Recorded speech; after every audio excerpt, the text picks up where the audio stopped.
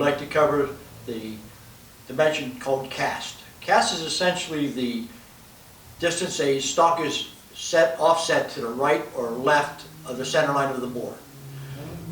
What I mean by that is, if you were to look down the stock itself, you should see either a neutral stock, in which case the butt of the stock would be exactly in the center of the bore line, or you may see a stock that has cast off for a right-handed shooter, which would mean the stock would be pushed away from the face of a right-handed shooter and be more off to the right side.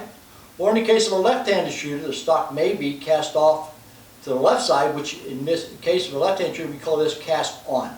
The purpose of cast is to position the eye directly over the center of the cone.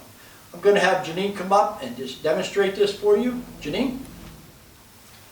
Now if you look back down the rib at Janine's eye, you will notice she's over the center of the bore.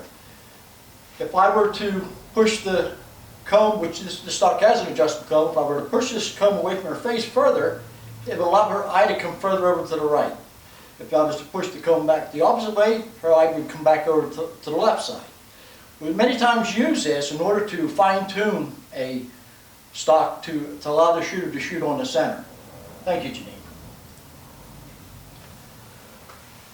Cast is typically measured in three locations. First of all would be at the front of the comb, at the middle of the comb, and at the rear. It also many times is shown as cast at the heel, which the heel would be cast off to the right side, and the toe would be cast off to the right side.